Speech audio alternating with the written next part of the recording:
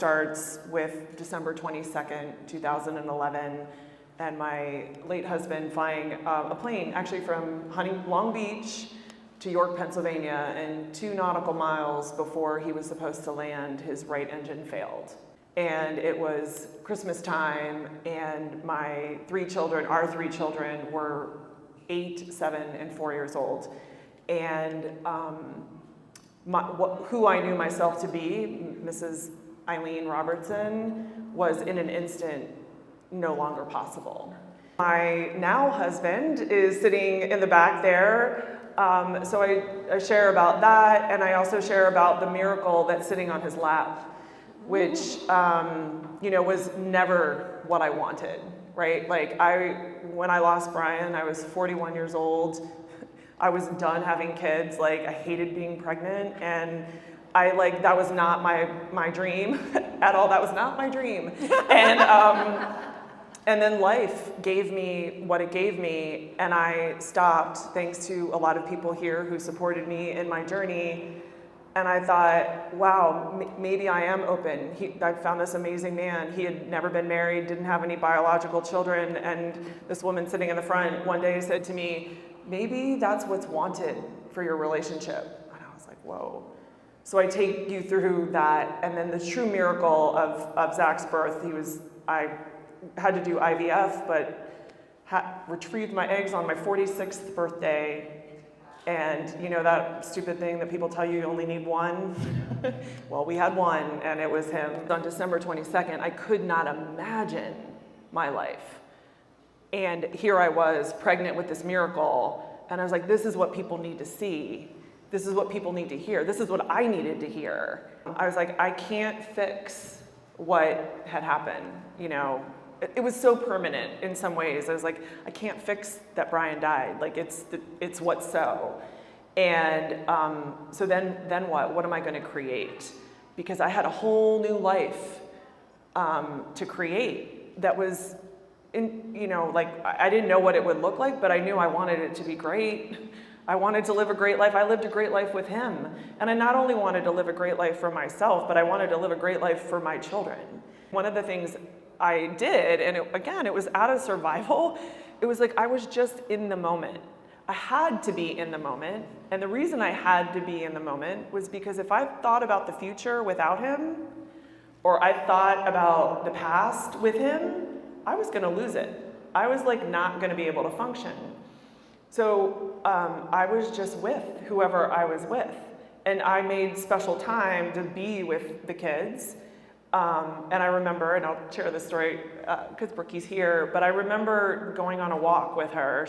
I don't know if you remember this, but we go for a walk, and she's, we're just in Huntington Beach on the harbor, and we stop, and we see this grass growing up in between the cracks, and these little bugs and stuff, and she stops, she goes, Mommy, she's 7, she's like, when I was little, she's like, I used to notice all the details of all the bugs, and all of this, I've stopped noticing.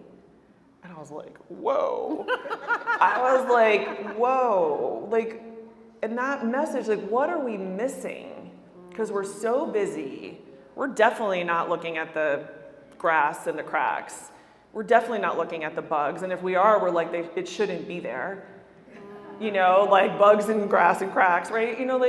That's what we're doing. And she just brought me down, what am I missing by not being here? Nobody wants to go back to that minute when you were in any of it, in those hard phases. But I had to go back, and I had to remember, and I had to tell her what it was like, and we had to create what it was like. And in those moments, I had a lot of compassion for myself, because everybody's hard on themselves.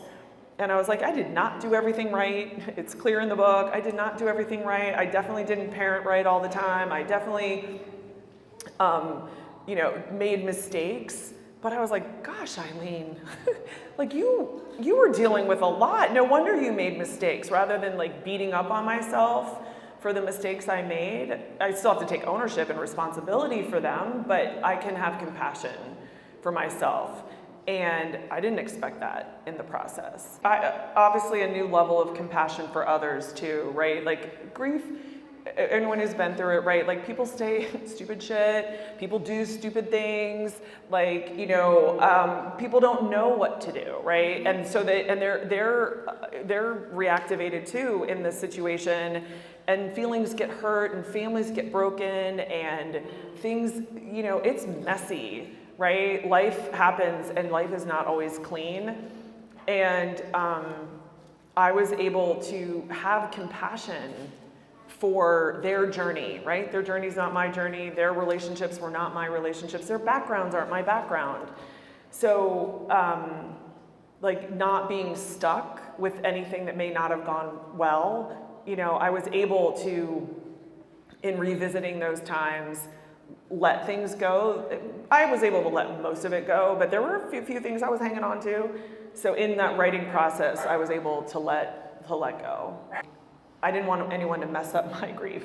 I didn't want anyone's shit to get on me, right? I was like, I got enough, I don't need any more, and that's where I was. And then when I was starting to think about maybe one day, you know, I'm only 41, like this is a long life without having a partner with 3 kids. I was now starting to be like, wow, this is a lot. Like maybe I could do this. And I listened to her story and I remember like hanging on every word. People shared their life with me and I'm able to share my life with you and you share, like it's a mutual exchange.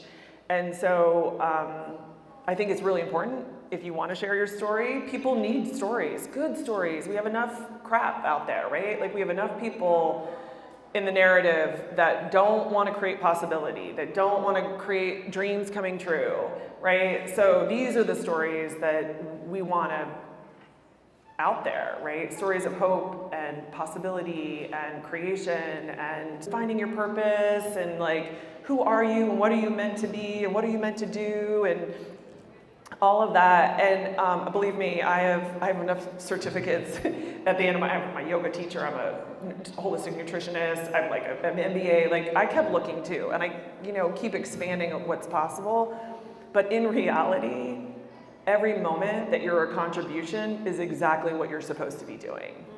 Like you don't need to go and get another degree. You don't need to be anyone that you're not already. Like everything that you are right now is enough. I remember actually the day I truly opened myself up and it was one of those weird, like, I think people have these experiences where I'm the total soccer mom, right? I'm driving my minivan, I drop the kids off at school and I'm getting on the highway to go to a Starbucks. This is before, and I remember just having this thought like, oh my God, someone is gonna love me that much. And I hadn't thought that before because I really thought it was impossible. I was like, Brian was amazing. Like he was amazing. And how will I ever meet someone that will love me that much? And I just had this thought like, oh my God, there is someone. I can trust that. And he is going to love me that much.